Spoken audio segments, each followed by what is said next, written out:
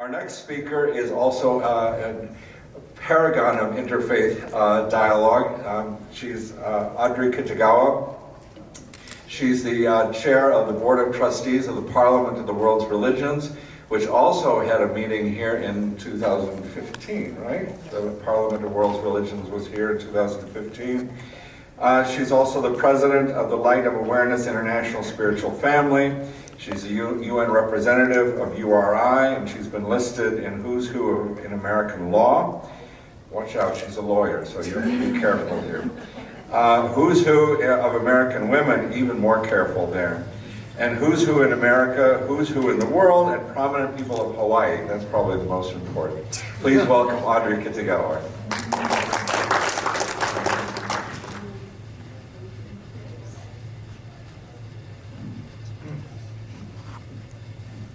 Thank you so much, Bruce, and good afternoon, everyone.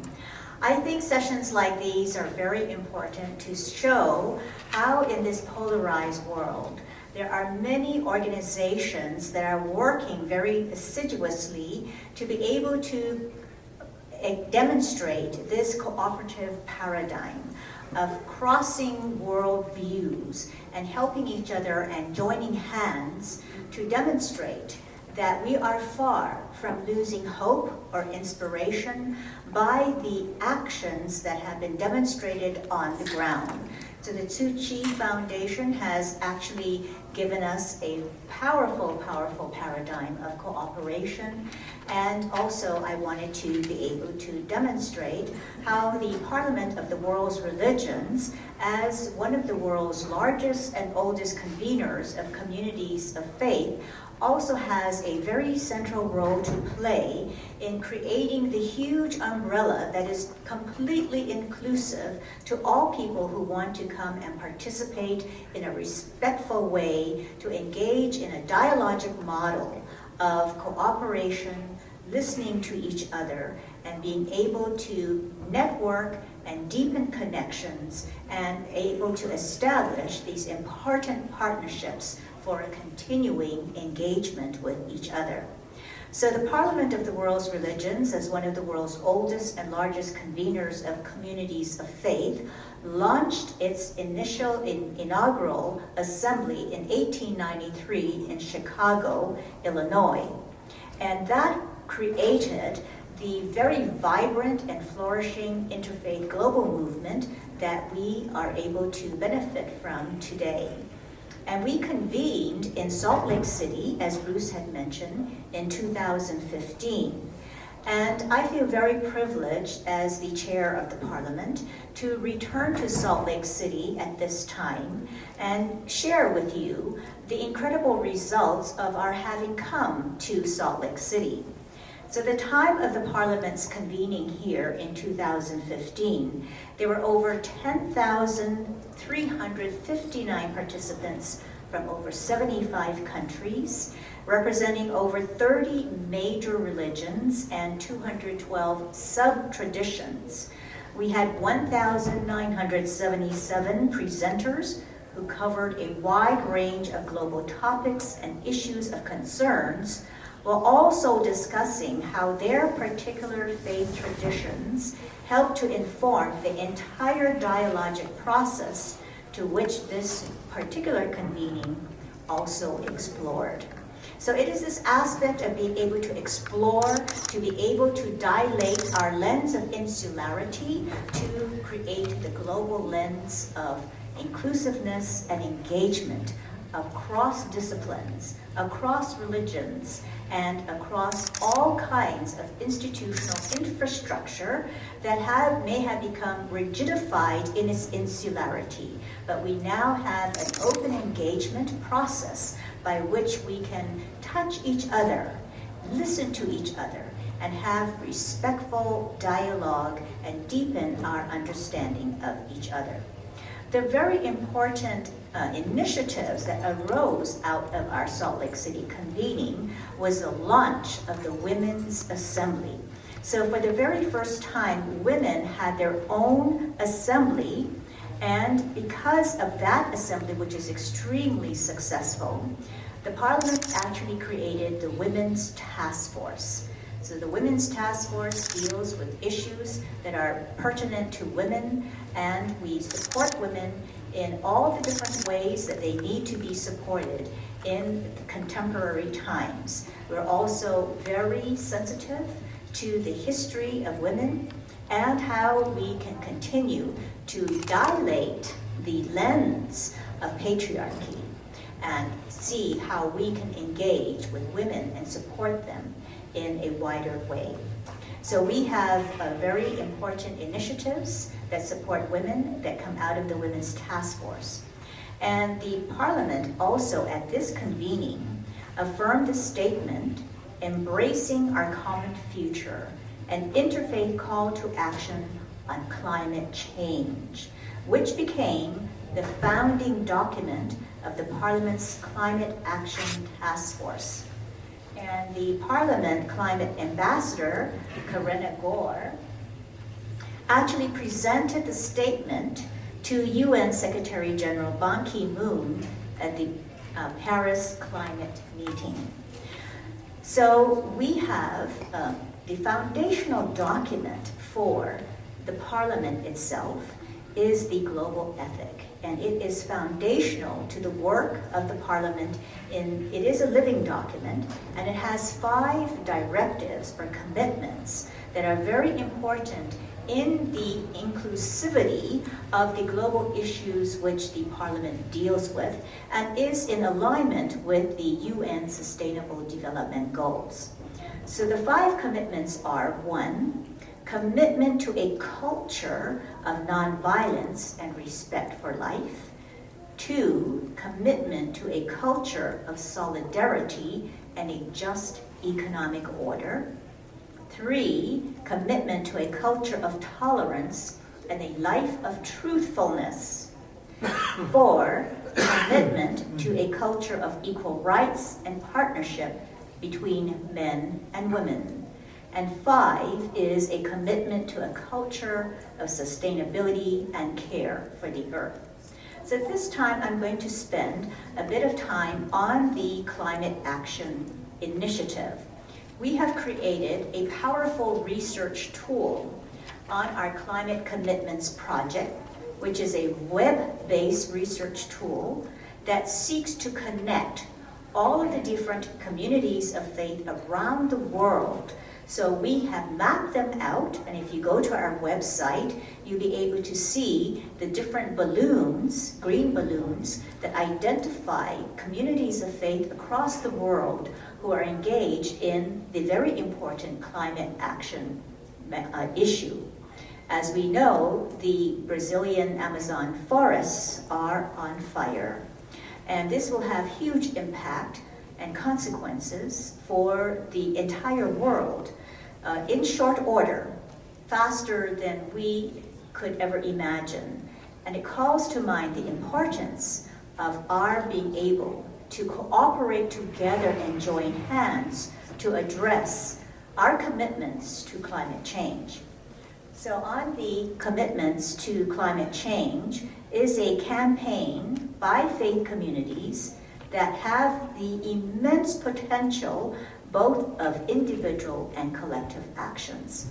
Now, the importance of having these commitments is to be able to demonstrate that in our daily lives, where we are is the holy ground, and we must be able to apply the principles and values for living right where we are, in our own household, in our communities, in our countries, and the globe at large.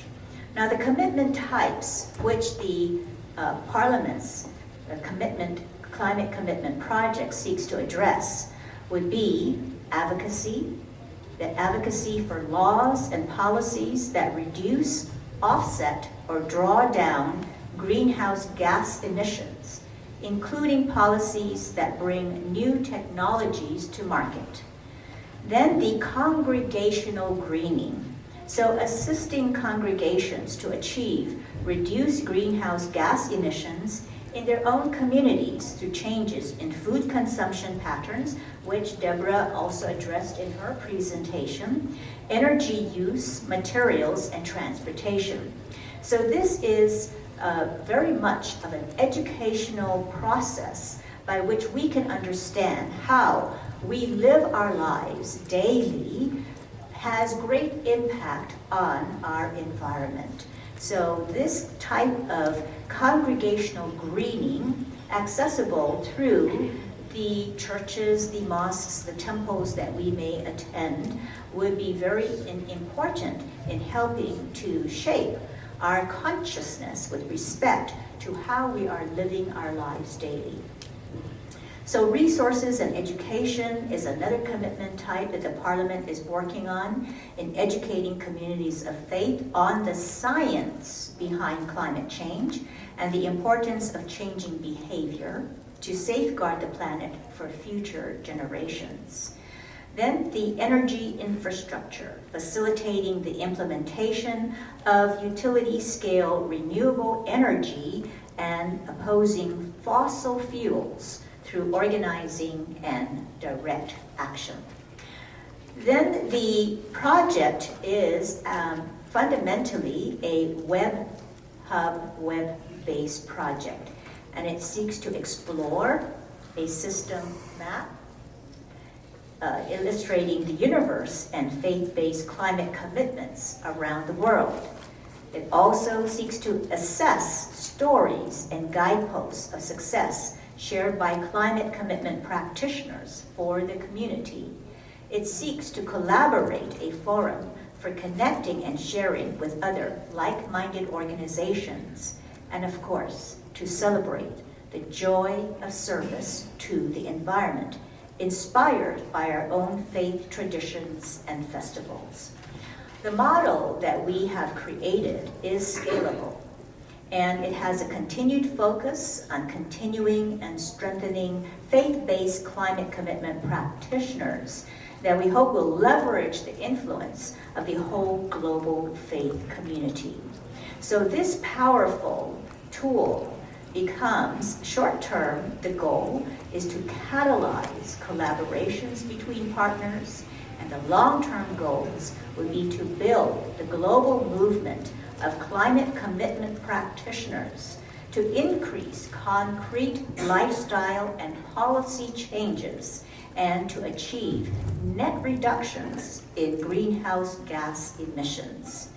And when we consider that the power is within each and every one of us to modify our daily conduct and to be responsible global citizens to the community of humanity, to be able to collectively create that critical mass that becomes a tipping point that removes us from the alarmist state to the proactive state where how we behave in the world makes a difference to all of humanity. Thank you.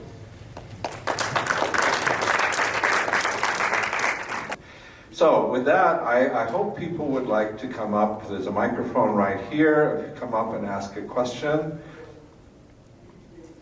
Oh, come on. Sure. Easy. All right. I knew somebody. Good. So I've heard And if you, just for us, identify yourself. And, My name is Kira Norcross. I'm an AmeriCorps Vista with the Utah Refugee Services Office. And I've heard a lot about working between faiths, only one mention of atheism as a potential faith. How does your dialogue process or just the process of getting information out to the community change when you bridge from working between faiths to including people who are non-religious? Thank you very much. I think with respect to our values, our principles for living, our ethics, that is secular as well as non-secular.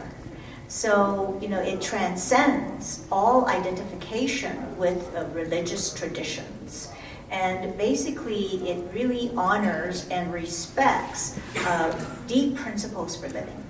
So I think that is what is important, because these principles for living and our values ultimately provides the basis of sacred texts and teachings, but also transcends all identification with any particular religion, yet embraces all religions and addresses the sacred wellspring from which all of life arises and to which all of life returns. Hi, my name is Iman Ibn, and I work for the American Civil Liberties Union, and I wanted to thank you all. I'm a Muslim, and I engage in interfaith dialogue at a much more local level, not an international level by whatsoever means. But I think one of the things that you guys touched on is how you go about in the work that you do, having this, collaborative, collective idea of what you're going to pursue, and in the cases of whether it's climate change or if it's helping on hurricane relief, whatever it is, I think those are great things. But one of the things that I'm always starting to think about is, as we're making these commitments, how do we address the issues from the places that we're coming into? Because a lot of us have these dimensional issues that we come onto the table with. It's not just amongst different factions, but there's issues around inequities like classism, racism, and those issues as well. And I think it sounds like, and I'd love to get your advice on it, is how do you participate in conversations like this in an effective way where we can build inclusive, safe communities, but also kind of taking it back and having this more of an individual approach where we decide that in order to participate and pursue these agreements with through an international dialogue or even the local community dialogue, we also address the issues that we have. But of course, one of the things, for instance, in my case, is that walking in as a Muslim, there's already enough Islamophobia that exists around the community. And so the last thing I want to do is go into a conversation with other faiths and talk about the problems within my community. And so I want to be able to engage in conversations this way, but also go back into my community and say, hey, in order for us to not be hypocrites, let's stand up for our issues. So I'm just wondering if your experience is and how you would encourage some of us who will participate in these dialogues. Thank you. I think you also address a very important aspect of living as we move through our individual and collective sacred journeys, is that of personal development and where we stand within ourselves in the context, in a bigger context of the national dialogue, the polarizations that are taking place, and how influenced are we by these fault lines that are coming about because of the expressions of leadership. So we have to understand how much are we influenced by external forces in our own personal development. And therein is our ability to be able to reach way down deep within ourselves, to come to self-understanding, to develop our own hearts of compassion and loving kindness and understanding, notwithstanding the external landscape, which of course influences all of us, but also helps us to call to mind evermore that we must be in remembrance of the sacredness of life. And that sacredness of life exists regardless of all of the polarizations, but it also helps us to come more deeply within, that we can develop our own hearts. And Mother Teresa said, the only religion is kindness.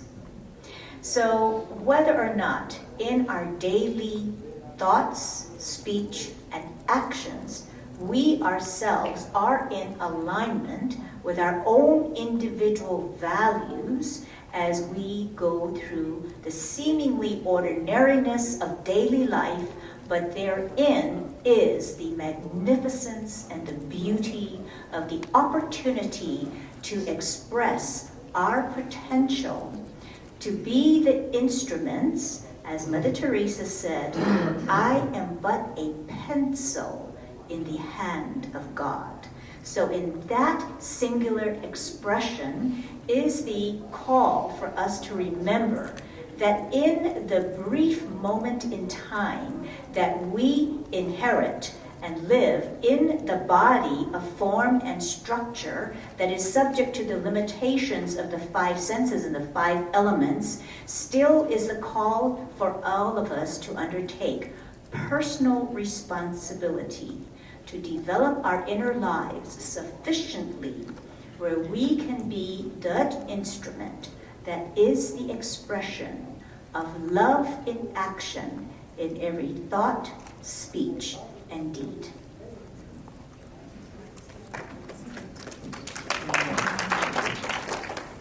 Good afternoon. My name is Dr. Kenneth Liao. I'm with the Tzu Chi Foundation.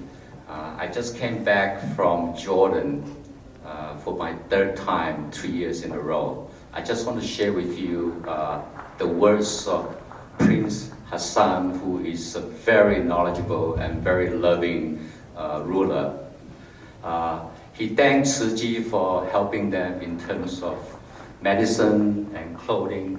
But he said the most important thing is to how to instill love to the young newborn at the refugee camps in Jordan, which is the second largest refugee camp in the world.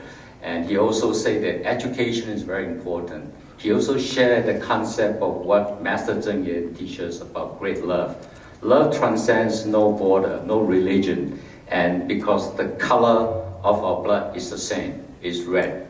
So, and education, the kids is very important. So I think, irrespective of what religion, what color we are, I think the great love is the most important thing with education. My question to the panel up front is the Rohingya crisis, which is one of the very disheartening crisis that's facing us now. So my question to the panel is how the power of interfaith dialogue and cooperation for inclusive, for safe community, what can we do to help out the Rohingya community, which is really something that has been asking myself, what can we do as far as this crisis is concerned? Thank you. A very complex issue that we have that is playing out on the global stage for all of us to see, that when countries lack the political will to adhere to human rights conventions, to uphold the Universal Declaration of Human Rights, when they will not recognize that you have a whole group of people who are stateless, who have no citizenship, and who have not been given any citizenship intergenerationally, and have been marginalized, and have experienced this pogrom that's going on, the death of their culture and the death of their own people, the loss of their homes and their lands, and to be put aside, to be made to flee the violence that is visited upon them, sometimes perpetrated by state as well as non-state actors. And it is an entire process of dehumanization that we have seen throughout history taking place before our own eyes now. And always it is the call to what will we, as a community of humanity, do here, now, to address these issues that are very complicated, but are representative of the underlying values that we hold as human beings, one to another. And all of the international conventions, treaties, rules of law that we have created over the years to guard against just this kind of action. Then, as with anything, it is very important that we turn the searchlight inward as human beings, as citizens of any country, as citizens of the world, to test ourselves within ourselves against the international frameworks and the leadership of countries that would forego the exercise of their political will to implement the human rights norms and standards.